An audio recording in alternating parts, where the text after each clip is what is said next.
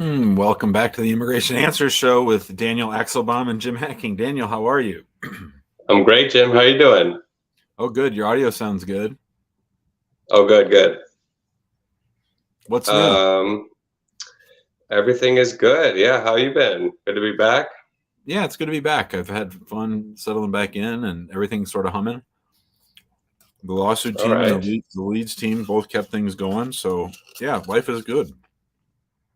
Awesome. I was one. I mean, I really love to see you and Amani together doing the show. That's so much fun. Oh, yeah, people really like that, and she's great. It stresses her out a little bit more than me, but I think people like hearing from her, and she likes being able to interact with people. Well, I mean, don't go too far, Jim. I mean, she's okay co-host, but I mean, I'm the Well, I'm the we real know that. co-host here. I mean, Okay, just you have your real fan club. She hasn't developed a fan club yet, all but right, people just making people are sure. excited. Yeah. I don't know if you noticed the other day. I think over the weekend, probably you didn't, but people were trying to find spouses in the comments, so I had to shut that down real fast. Oh, really? You can't be asking for love in the comments on the Immigration Answer Show. Yasher's saying hello. He wants to know how we're doing. Yasher, we're good. I'm good. Daniel, you good? I'm great. Yep. So you're playing chaperone basically, Jim, making sure, people, Yeah. keep Keep that keep it keep all good one there. foot apart. Yeah.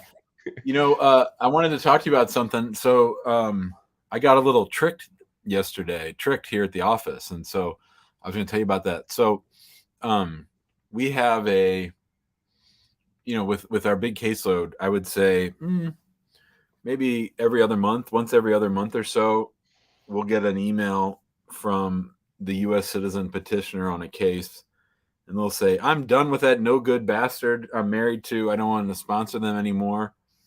And it happened yesterday, and it was on a case actually where we represent the clients in the underlying case, and we filed a lawsuit for them. So the email comes in from the client, and it's long and detailed and pretty thorough, and it certainly seems to me like this relationship is never going to be revived. And so I warned the lawsuit team, Peely and Tommy and Haley, and I said, this one's over. This one, I know it in my bones. This one's over. And of course, today we get emails to both Filevine matters that, oh, we're back together. We don't want, and we'd already dismissed it. So I should have taken my own advice, which is usually we wait 48 hours when Uh, the couple starts scrapping, because you'd be surprised how many times people sort of come back from the abyss. I remember one time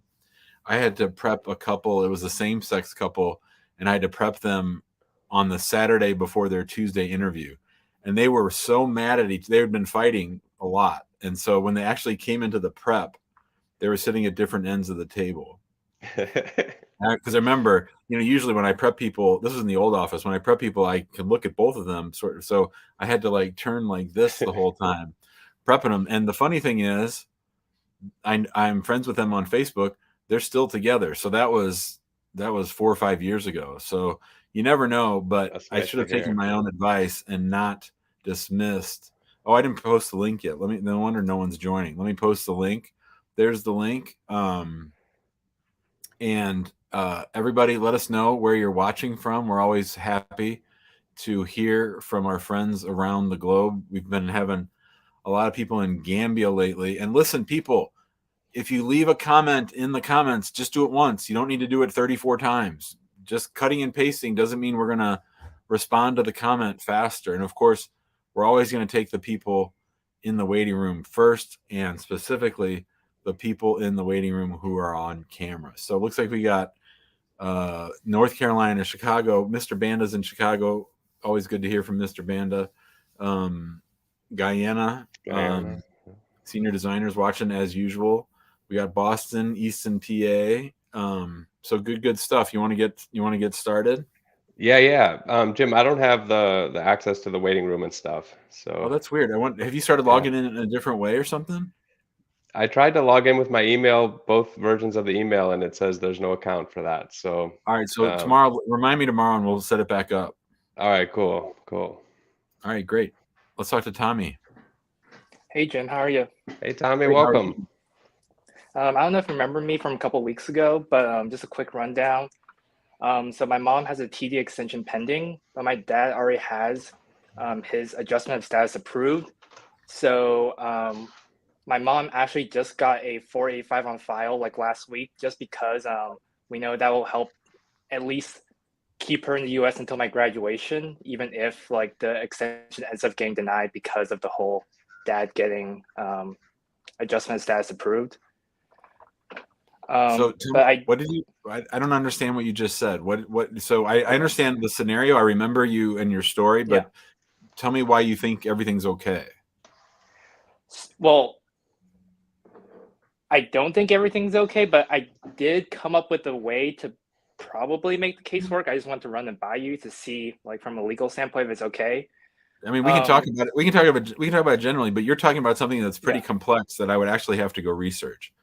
But go ahead. Okay, well, so I guess the gist of it is, can we like send a letter to USCIS basically asking them, hey, instead of the extension going all the way to what we were originally asking for, just give us the extension till my dad's adjustment date. What does that get you?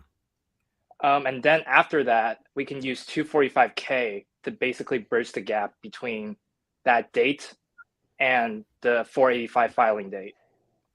Okay, so like I said, this is pretty complex stuff. This isn't the kind of thing I can answer on something like this. I'd need to review everything and look at your dad's file, your mom's file, and see everything that's on file before I could give you advice about whether or not that's going to work. Okay. Yeah, unfortunately, they prefer to stick with the like Chinese lawyers just because. So unfortunately, I asked them if they would be willing to, but yeah, they wouldn't. So okay, cool. Well, thanks, Tommy. Thanks for coming on. Yeah, thanks. Thanks, Tommy.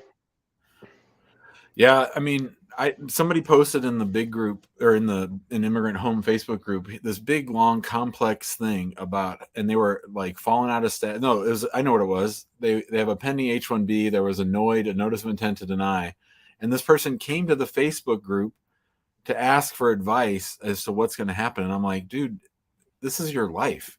You're going to take advice on your immigration status in your life from a bunch of people who are very well intentioned but don't know much other than what they've read or observed. So it's just silly.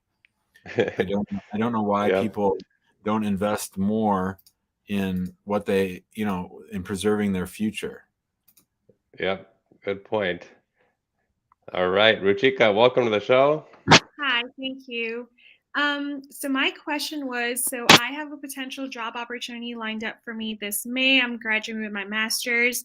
And so I am planning on starting that job through CPT, potentially in March.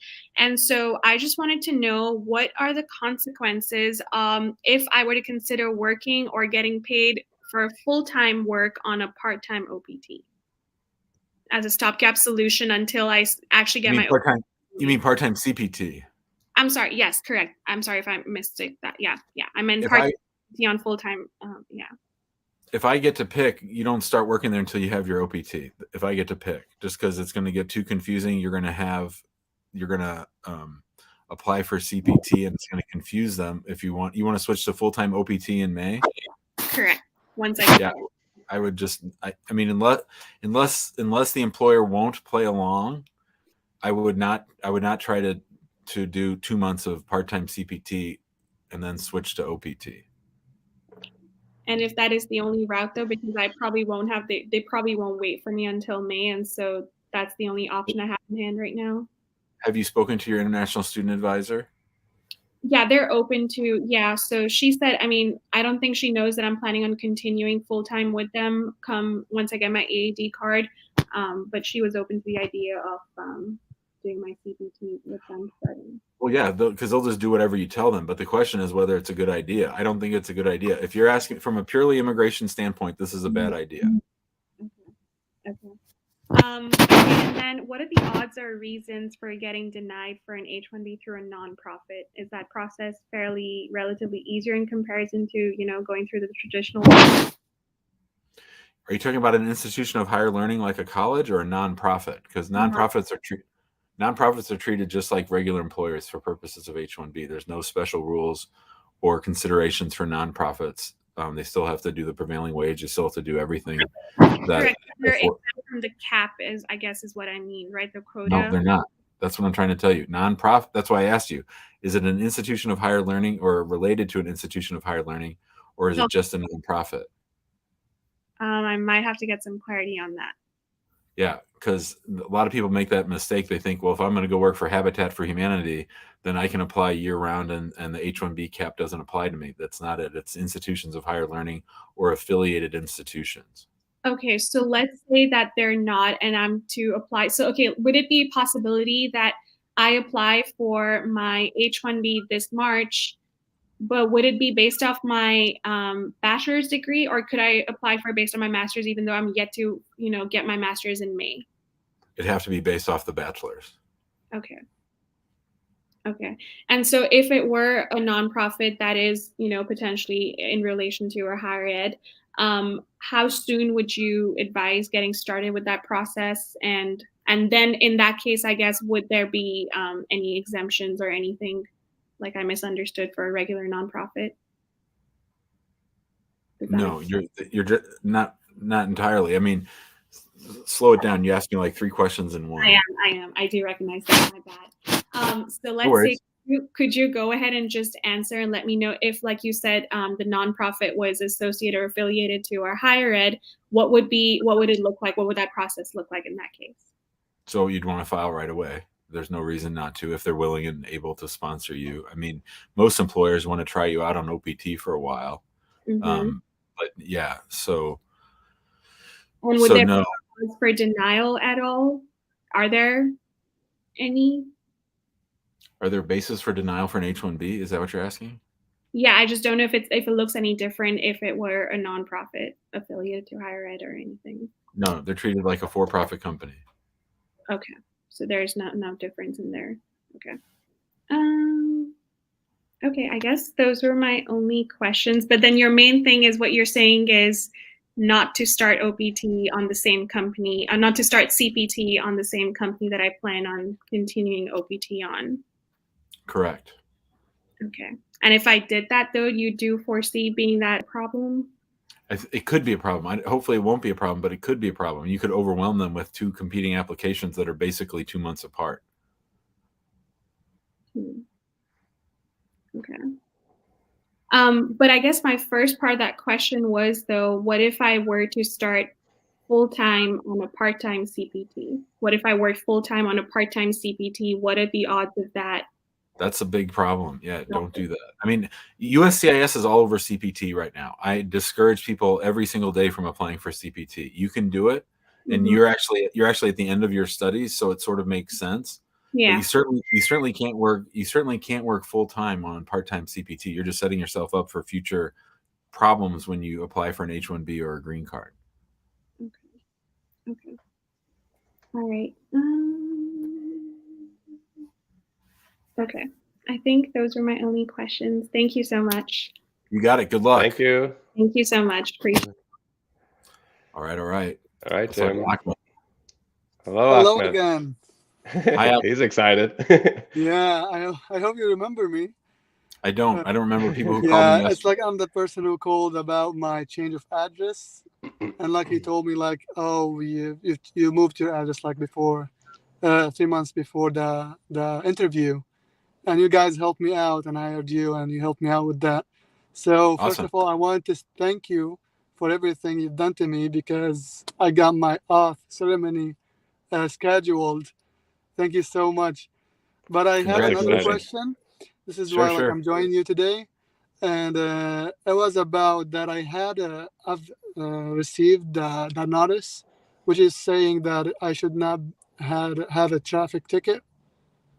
And actually, I had a red light camera ticket, and now I'm dealing with it. So should I go deal with that before the ceremony, or it's okay just go ahead and go to the ceremony without because I hired an attorney for that, so I don't know what to do. So here's the problem when immigrants get just for everybody, the one time you don't want to get a ticket is between when you get approved for citizenship and when you get your citizenship. Now, I'll just tell you a funny story. One time I had an interview in Virginia and the officer was a total dope. She forgot to come out and get us. She started 2 hours late. Then she couldn't get her computer open. And this was one of my lawsuit cases. So I was at the interview. The officer fumbled through the interview, approved my client, and then he was very nice because I was going to miss my flight. He drove like a bat out of hell to get me to the airport, and he got a ticket on the way to drop me off at the airport. So I really felt bad right now. Oh my God. And the reason you don't want to do that is because if you don't take care of it ahead of time, they'll pull you out of line when you show up for your ceremony, and that's not good. Because then things can unravel, and you don't want that to happen. But here's the problem: when an immigrant hires a traffic lawyer, they want to treat your case like every other case. Like they want to take care of it when they take care of it. Right now, in Missouri, I take the position that red light cameras are not traffic; that they're civil shakedowns, and that you don't have to disclose it. Now, that's sort of an aggressive approach, and I would encourage you not to do that. But what I'm saying is you need to stand on this lawyer's head, and he's going to say, well, our court date's after you have your naturalization ceremony, so I can't really do anything. That's BS. If they care enough, they can go down to the court and take care of it before your court date. So you might have to pay extra, but if you're an immigrant and you find yourself in this situation, you need to get that commitment before you pay the lawyer any money because they'll just treat you like a citizen. So you need extra special love and care. So you need to bother that attorney and say, my court date might be after my oath ceremony, but I need this taken care of tomorrow. Oh, so I should not go there without taking care of it. Or fire. Sorry to cut you off. Fire the lawyer and just go pay the ticket because the ticket doesn't mean anything. Just go pay the ticket. Don't fight it. Just pay it. Yeah, that's why. Because in California they're different. I used to live in Florida, and it's like a lot cheaper than it's here. So I should take care of that before going there, right? Absolutely. Yeah. All right. Thank you so much. And again, thank you for your help. You're welcome. When's your ceremony? I was pleased to help you for you guys. Thank you. When's your ceremony? It's gonna be next week on Thursday. I don't know if I can make it. All right, hurry up. You got it. See ya. Thank Bye. you. Bye. All right, bye, Ahmed. See you, buddy.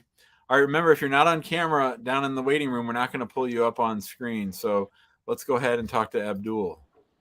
Hey, assalamu alaikum, Jim. Hi. Hello, Abdul. Guys. Hey, Jim. I've been in an interview on 3rd of February in Chicago field, and interview was fine. And on 11th, I got a new card has been produced, and then the next day I got the approval. But today I got my case, like they changed my case to another office, a new office, which have a jurisdiction on it, and I have no idea what's going on. If you remember, I'm the guy with the 3 cases. Yeah, Andrew already talked to you about this. Yeah, Andrew talked about are they gonna take back the, what is that called, approval?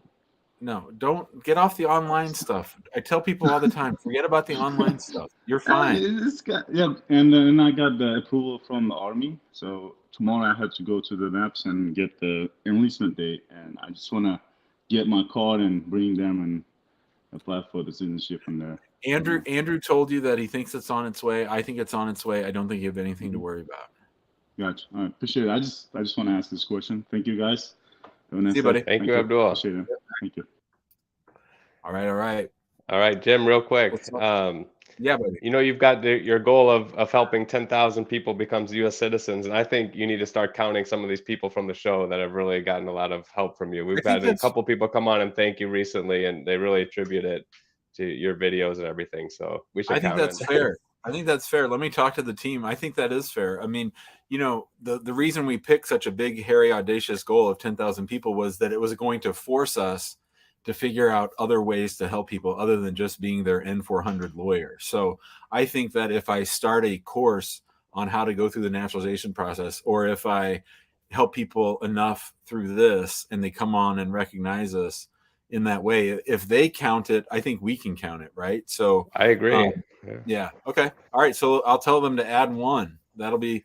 And Alexi from the other day too. He was saying how he brought his whole file from watching your videos and everything. Oh, right. With the big stack. Yeah. Yep. All right. Alec So yesterday. Yeah. we'll add There's two. two. We'll add two. Yeah. Yeah. All right. Cool. Funny. Now Tom's saying, "Yep, Jim helped me with his videos." So that's funny. We might get to 10,000 a whole lot quicker. Yeah. We need to step it up here. All right. Yeah. This is like sort of like the way that Donald Trump wanted people to count votes. If they say it, then it counts, right? So we'll see. All right.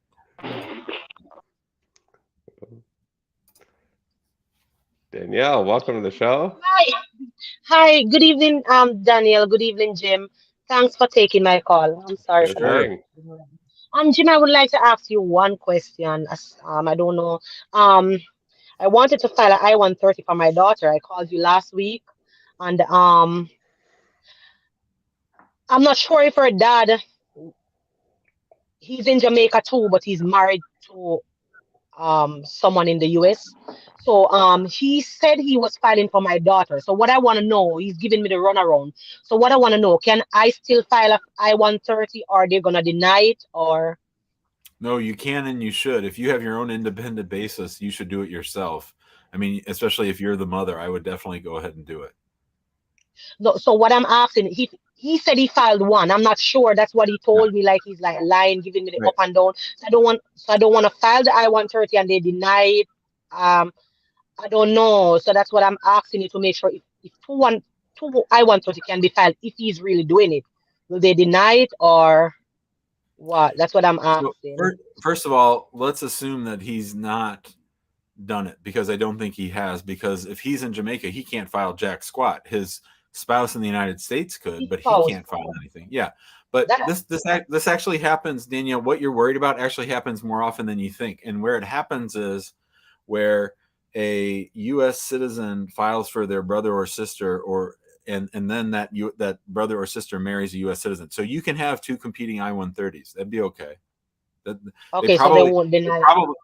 I'm sorry to interrupt you. They probably won't even know about the other one. So, Okay. Now there is a question, I think, on the DS-260, which is, has anyone else ever filed an immigrant visa petition for you? But if the child's father is sort of a clown, he probably didn't file it at all, or he's probably not going to do it as well as you do. So I would go with the approach, I'm going to file this, I'm okay, and forget whatever he does, and I don't even have to talk to him or listen to him anymore. Okay. Thank you, Jim. Thanks for taking my call. Thanks, Danielle. Thank you. Have a good one. Bye, Danielle. Bye. We've been getting more. We've been getting to more. We've been getting more people from Jamaica lately, I've noticed. I think this sort of happens. Like we get in with a country like Gambia, and then people want us to open an office there. That's true. So Jamaica would be a great place to open an office. Oh yeah. Have you been there, Jim? I have been to Jamaica. Yeah, it's great. I love it. I love Jamaica. Oh, we gotta help with the green card first. All right. Yeah. Well, that's fine, Hanek. Just let us know how we can help. Yeah, for sure. All right. Let's see. Oh, Paul, looks a little chilly wherever you are. Hey, how you doing? Hey, how you doing, Jim? Thanks for your help. Sure, Paul. I have a question. My question is, I was young, dumb, and I was an alcoholic, and I entered into a marriage, and I want to say it was a sham marriage, and they found out about it. As I started to get sober, I went into the interview and I just confessed because I felt like I had a good guilty conscience. I want to know, did that exclude me from ever marrying a foreigner? So after college, Paul, I decided during my senior year of college, I decided that I was going to go be a priest. So I was feeling guilty about everything all the time. And one day I was up late and I decided to start throwing water balloons out of the dorm. and I woke up the next morning. I woke up the next morning, and the car windshield right underneath my window was broken from one of my water balloons. So I went and confessed, and I got kicked out of the dorms for like 7 days. I had to go live at home, which sucked. But so don't ever confess things unless people are asking you. So that's lesson number one. Don't tell them you threw the water balloons unless somebody actually asks you. But and I would never ever ever admit to being in a sham marriage. I might say something like, I can see how you guys all thought that I had a sham marriage, but I would never admit it. But that being said, if an individual has admitted to being in a fraudulent marriage, that's going to be very difficult. Oh, is the dog chasing you? This is the neighbor's dog.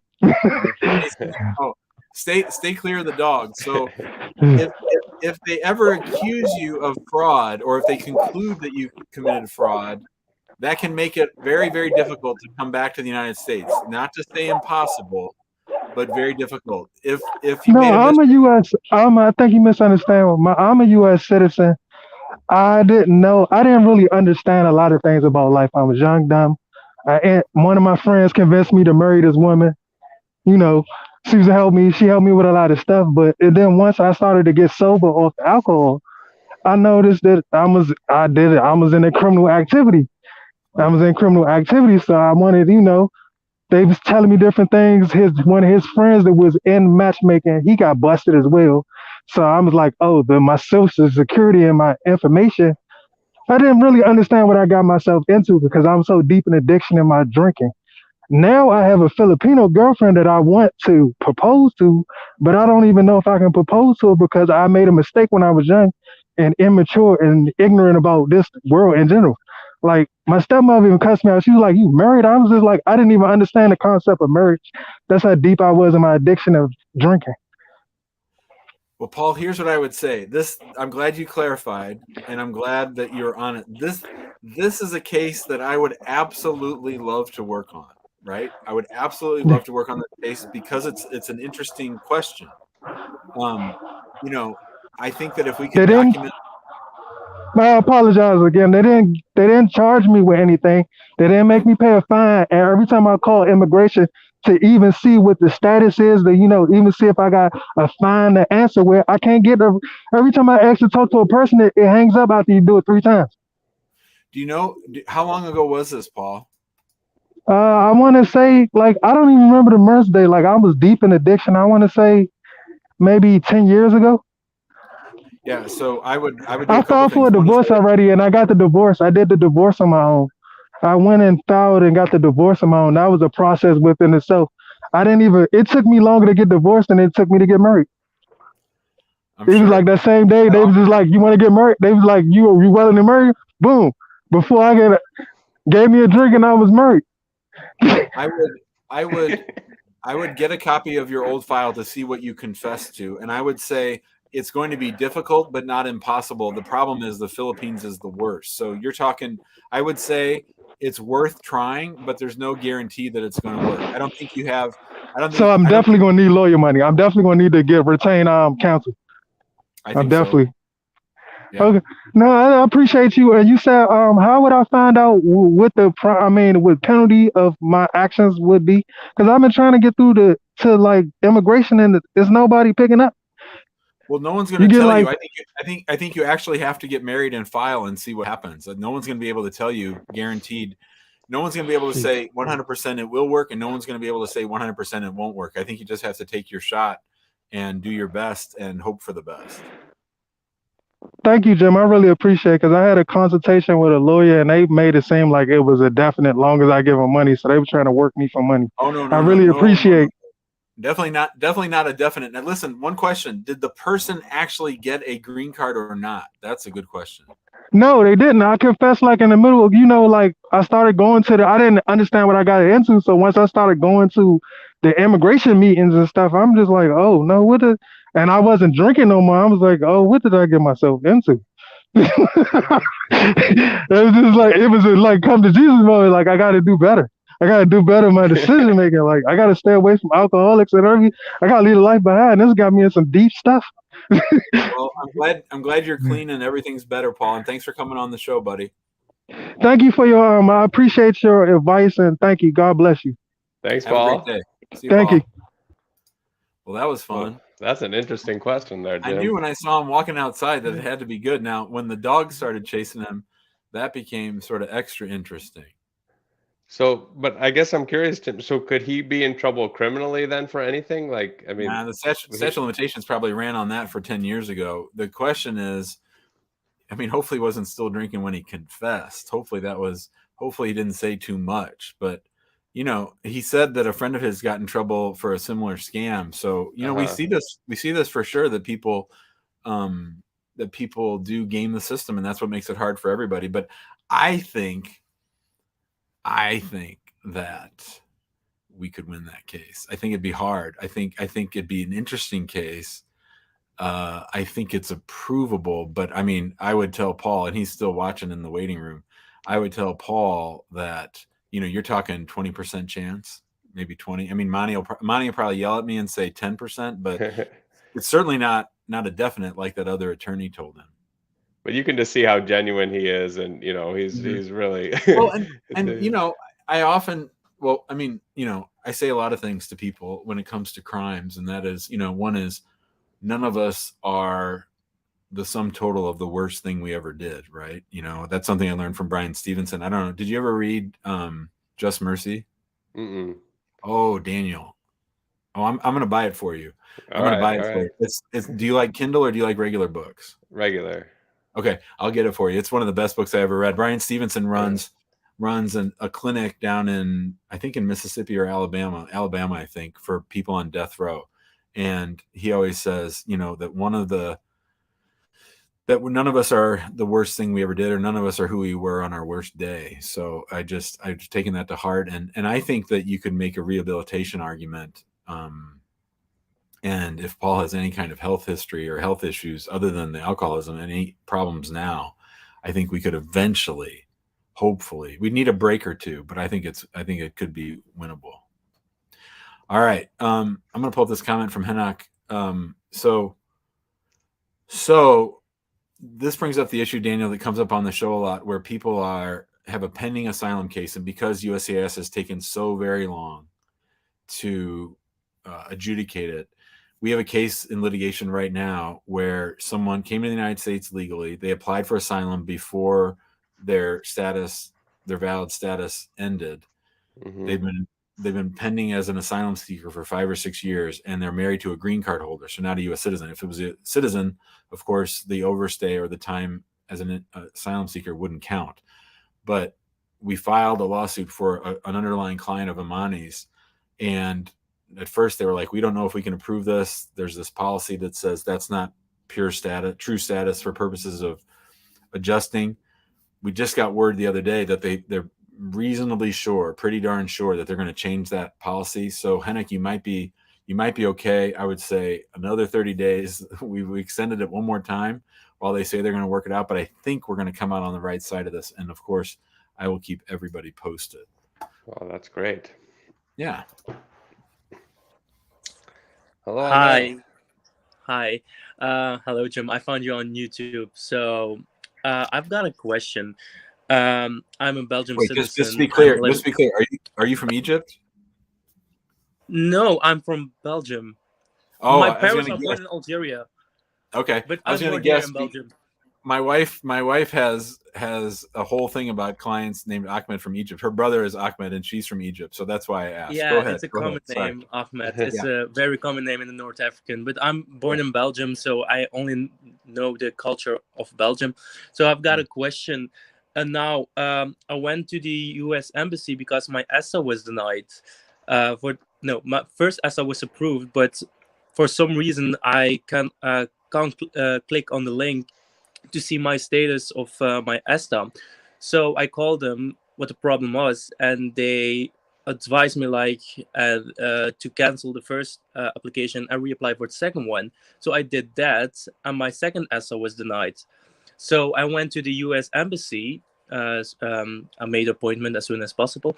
I thought it was 10 February. Yeah, and they refused me on 221G, and I had to fill this document, DS5535. Yeah. Yep. I was like in shock because everyone of my friends, of my family, everyone got their ESTA approved and not me. Should I wait like 60 days before I take action, or do I need to take action right now? Have you ever used ESTA before? What do you mean, like ESTA to travel, or? Have you ever come to the U.S. before on ESTA? No. This will be my first time actually. So I went to plan to go to the U.S. for 10 days, but now it's like a problem. Is your last name a common Arab name or an uncommon Arab name?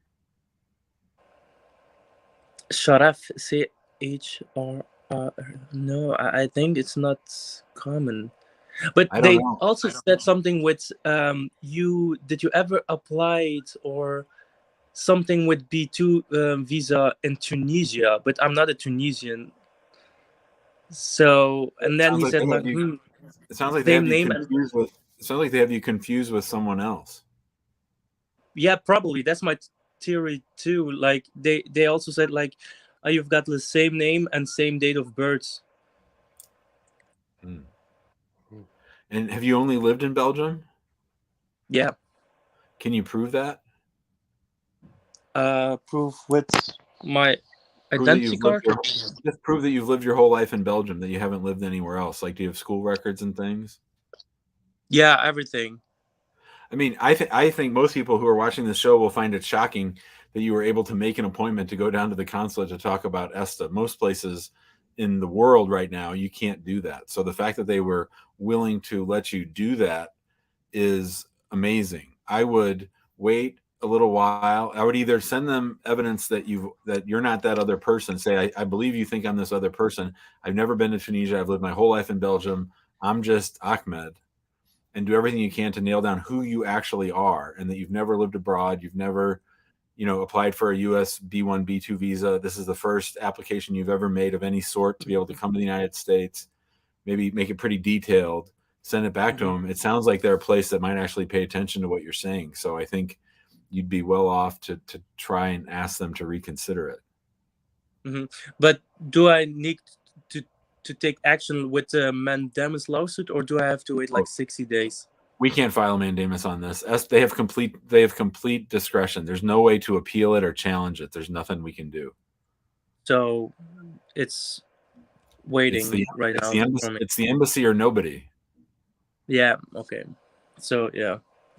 I mean, I frankly, Ahmed, I've never really heard of anyone getting 221G on ESTA. I've never heard of that before. I've heard people No, it's not about ESTA. It's about my visa, B2 visa, because I went to the U.S. embassy for my B2 visa. I told them why. I asked why did I want the B2 visa, because my ESTA was denied. I got you. So first you applied for ESTA, that gets denied. Then you do the B1, B2. Then you get the 221G and the 5535. Yeah.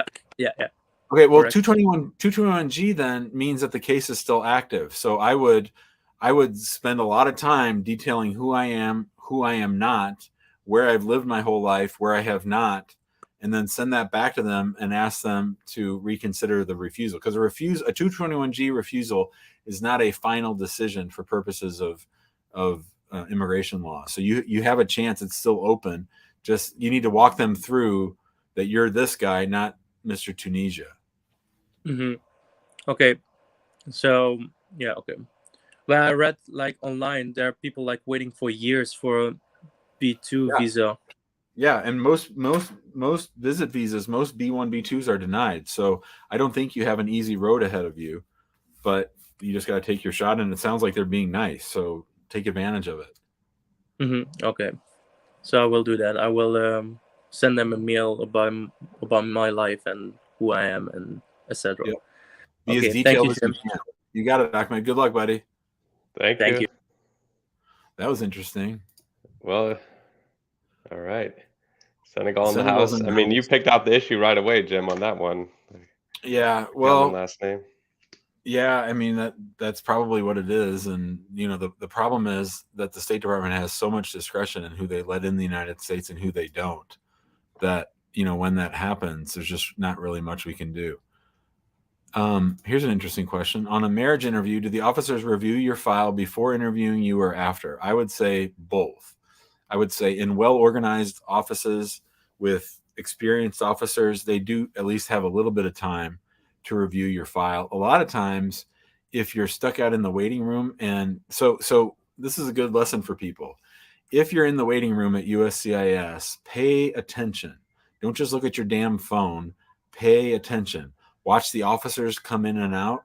Watch the people leaving. Look at what the expressions are on their faces. Try to read the officer before you go in.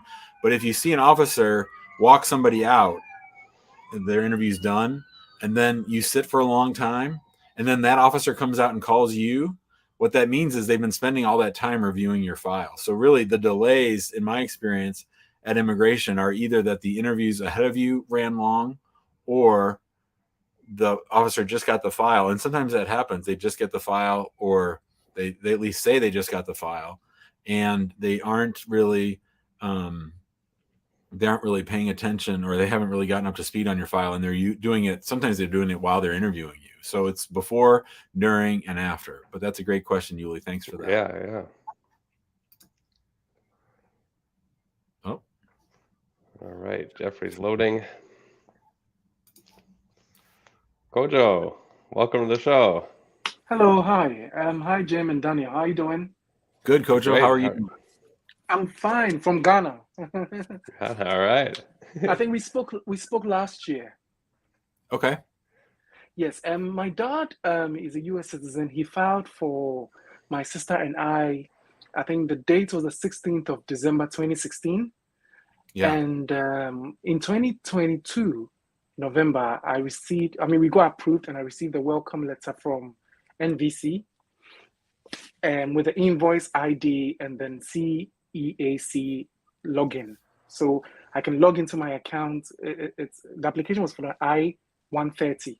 So I can, Sure. for an unmarried son of a US citizen. So I can log into my account. But from 2020, since I logged into the account, I cannot pay my visa fee. I cannot upload documents. 2 years ahead, I'm still here, and it's so frustrating. I just don't know what to do, because, the account doesn't allow you to pay the visa fee. You can't upload documents. I sent an email to the U.S. Embassy in Ghana. They were like, my case is with the NVC. I sent a mail to NVC. They were like, when a visa becomes available, and I don't know. So it's quite frustrating. I just don't know. It's. So I just wanted to know if you can advise. What can I do? Because the waiting is a bit, almost 2 years now. It's a bit unbearable, and I don't know what to do. So I'm pulling up the visa bulletin right now. What you said, your priority date is December 16th, 2016? Yes, please. Yes, that's right. Okay, just give me a second and I'll do this. Okay. It looks like it looks like it's hot where you are. Is it hot where you are? It's cold here. Yeah, it's a little hot. It's really hot. I love that orange paint. They don't have walls like that here in the U.S. usually. Yeah. Yes, it's hot. It's really hot. Let me just take this off. So hot. Yeah. Just give me a minute while I pull up the visa bulletin and we can check. Have you checked your priority date? Is it current? No, actually, for the F1, when I checked, it said 14 December 2014. I don't know if that applies to me. F1, 14 December 2014. I don't know if that is right. I'm not sure. All right, hold on. Here we go. Yeah. All right. So, unmarried sons and daughters of U.S. citizens, F1. They are working on cases from December 1st, 2014. So the reason your case is locked is because you won't be able to file anything or get moving on the case for another 2 years. So you're still 2 years away.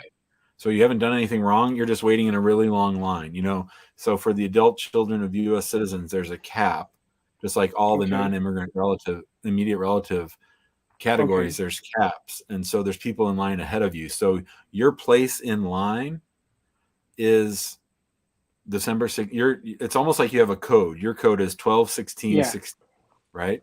And so each month they update the visa bulletin. And so like you said, December 1st, 2014. So hopefully next month it'll be something like January 1st, 2015. Sometimes it jumps more, sometimes it doesn't jump at all. So you just need to keep paying attention and then make sure that their contact information at the NVC is correct. But the reason you can't do anything is because your visa isn't current yet. Right. Because he then wanted to get a lawyer, and I was like, well, there isn't. I don't know what to do myself here. Like literally. Okay. So it's just a matter of waiting, isn't it? It's just a matter of waiting. Yep. Right. Okay. Thank you very much, guys. You're welcome. Okay. You're welcome. Yeah, I can see it's F1. Oh, yeah. Yep, F1. So see December 14th. So then, each month, hopefully it'll move up and, then you'll be, but until then, you're just sort of frozen. Okay, Jim, Dan, thank you so very much. Bye, Kojo. Thank you. Okay, bye. Hey, bud. Bye. All right. Jim, this is why I love the show. We got Kojo, sweating out there in Africa. We've got some guy walking around America with us. Yeah, his like winter hat, like 3 hoods on. Right. It's great. Shelly, what's going on? Hello. Hi, Shelly. Hi, Shelly. How you doing? Good. How are you doing? Great. I'm okay. I just have a small question to ask you. I was a person who called you a couple weeks ago, and you tell me that it would have been $5,000 to do my case. Sure. What I need to find out if the $5,000 including everything, or that's just the lawyer fee. Just the lawyer fee. Just the lawyer fee. Yep. Okay, the next problem that I have, my husband is now living with somebody else. Uh-oh. Ah. So, well, what kind of case are we talking about? Are we talking about an I-130 away, or what kind of case were you hoping for? Well, I have just got married to him, and I came back home because I have a business here. I'm a hairdresser. I have a business here. So basically, what you're telling, what country are you from? Jamaica, but I live in St. Lucia. Okay, so basically, you're a foreign national who married a U.S. citizen. You go back to your home country. Has he filed any benefits for you? No, he haven't done anything. We just get married. He had the certificate. He's never been anywhere with a certificate. And now he's living with some other person? Yeah. So what's your question to me? I mean, he can't get you an immigration benefit. What's the question? Do you need to get divorced or what? Yes, I want to get divorced because it doesn't make any sense. Yeah. So that's, you got to find, either need to file for divorce from Jamaica and get him served, or you need to hire someone where he lives and get divorced. I mean, you might be able to get it annulled. If you just got married and now he's living with someone else, you might want to get it annulled. Yeah, that's what I would probably focus on. But that's not something I can help you with. We're just immigration lawyers. We don't do divorce, thank God. Okay. So if I wanted was to file on my own, I couldn't do it. I think it'd be very hard to pull off a divorce, an overseas divorce. I think it's hard for regular divorce lawyers. I think it'd be really hard to do as an individual. Okay. So if I should come back up, I couldn't file the paper still being married, knowing that. No, that case, that any immigration benefits through him would be very problematic. Now, you don't want to do that. You just want to be done with him. Yeah, but he's not the one who tell me that he's living with somebody else. Somebody else tell me. Yeah, I'm sorry that happened, Shelly. Best of luck to you. Okay, thank you. Bye-bye. Thanks, Shelly. All right, that's something you don't hear every day. You got time for a couple more? Oh yeah, let's do it. Hey, Gary. Gary, can you hear us? He's out of here. Okay. All right. There's Theory. Hi, Theory. Theory. I know Theory, I think. Dan, how you doing? Jim. Great. How are you? I'm good. How are you, Jim? Jim, I'm good, I Theory. was How you doing, looking buddy? for you a long time. I told Daniel I want to talk to Jim. Didn't we just talk the other day? Yeah, Jim. But I want to hear your point of view about my case. I explained to you how my case is. How I moved here in the United States in 2014 with the F1 visa. I have my degree in civil engineering, and I applied for asylum in 2015 or 14, December 14. Until now, the asylum still in pending. But the law firm, the first attorney I was working with, she stopped to work with the law firm. She found another job somewhere. And with that attorney, I filed the asylum, the U visa, and my first I-130. I remember we talked about this the other day. We just talked this all through. You were on the show for like 20 minutes. Why are we talking about it again? Jim, because I did not have your point of view, like, because you asked me a question. I told you what to do. Your case is a mess. You've got like 8 applications pending all at once. You literally have like 4 applications on file.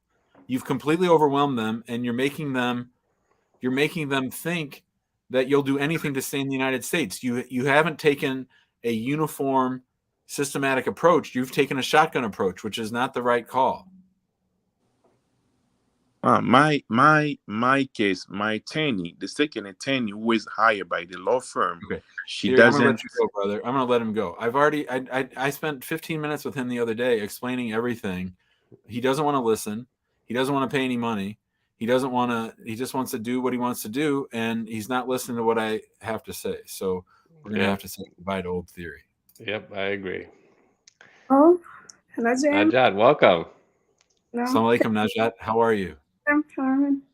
Yeah, thank you to having me here. I'm so shy, excited. Don't be shy. You're doing great. What can we help you with?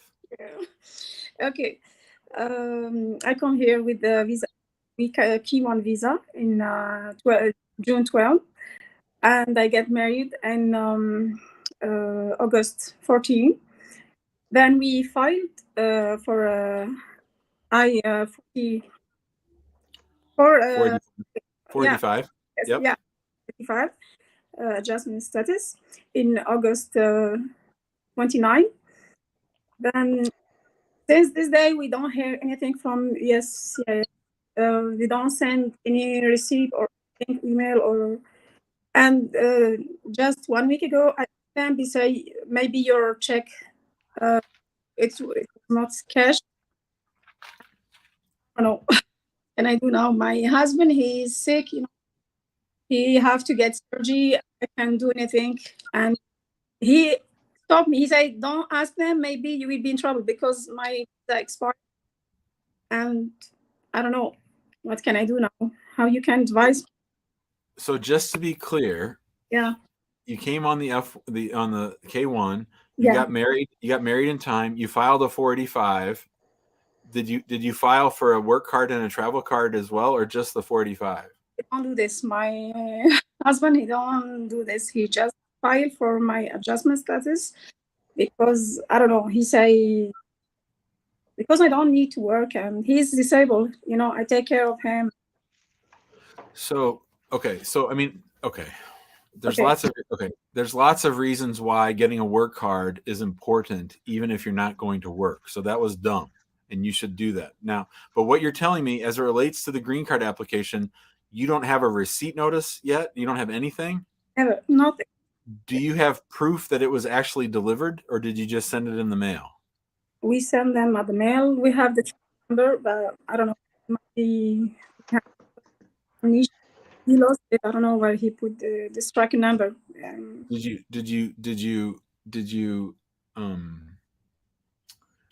Did you say the check was cashed or it wasn't cashed? It was cashed because I asked them. They say, I say why I don't get my receipt number. They say maybe or mail was lost, have something, I don't know, but they don't say the reason. So Najat, here's what I would say: you need to start all over.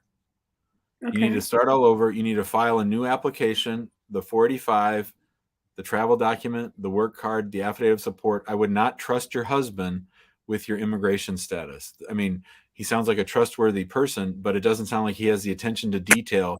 These days he's not, good. He have to get three. He's can move. He can do anything. This is why I think he's lazy a little bit. But well, you need to kick his butt. This is what I do all the time. The problem is my visa expired. Even my visa expired, I can't do this. I can't file. You can and you should. Yeah. I have to. You need help. You need help. Okay. Yeah, this is why I say okay. I have some stuff here, and we'll hire the lawyer. Was your husband born in America, or did he get a green card and become a citizen? Pakistani. He come here before years, but he worked in the army. He served the country for a couple of years. Here's what I would vote, Najat, if it's okay with you. This is what I want to happen. This would make me really happy. Okay. I want your husband and you.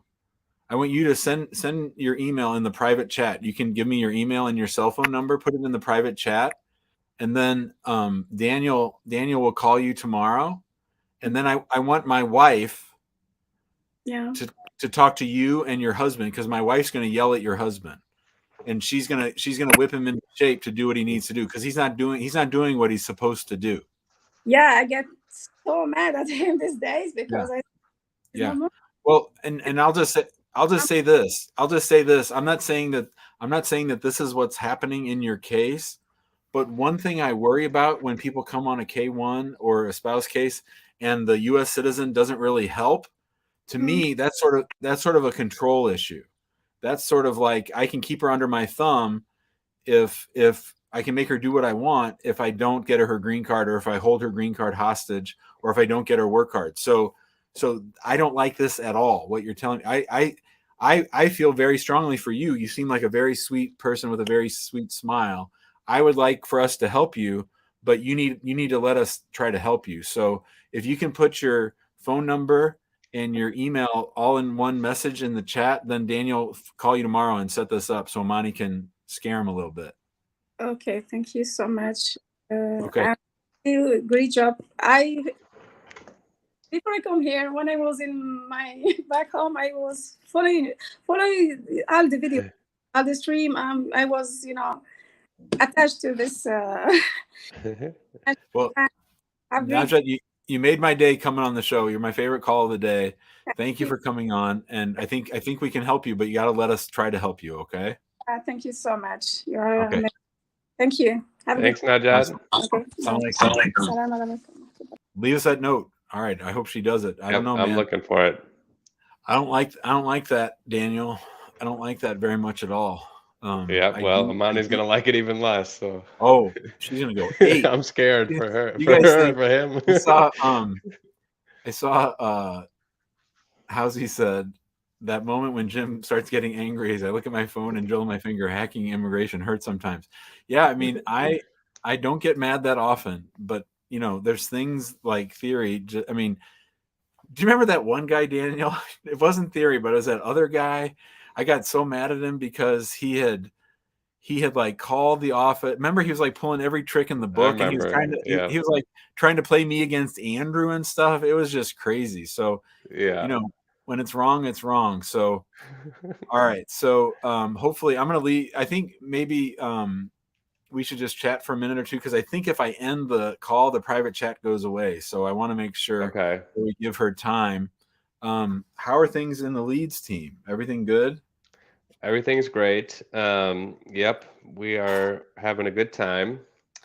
Why don't you give us an update on what the vibe is in the office these days? Well, it's sort of weird because on Tuesdays and Thursdays, there's nobody here. It's just me and Adela and Mia and Amra. So there's an interesting energy here. Hey, just real quick, somebody named Junior is saying in the comments, I was the second person to join you today, and you never add me to speak to you. I've been watching your show for a year now. Wow. There's nothing personal. I just call them up when they're on camera. You weren't on camera, Junior, so I didn't call you up. So I don't know what to say about that. Sorry, Junior. Yeah, just come on back tomorrow. Oh, speaking of tomorrow, let's see. Tomorrow is the 16th. I'll be on from 4 to 5 by myself here on the Immigration Answers Show live. I'm going to go every live Monday through Friday this week since I was traveling. Awesome.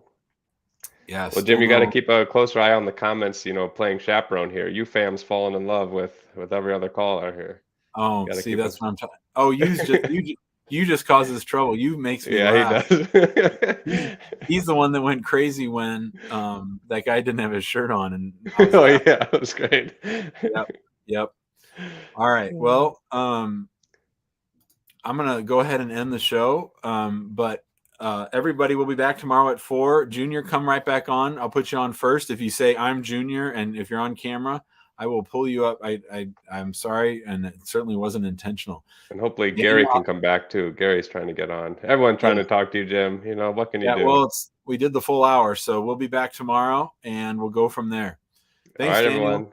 Yep. Bye.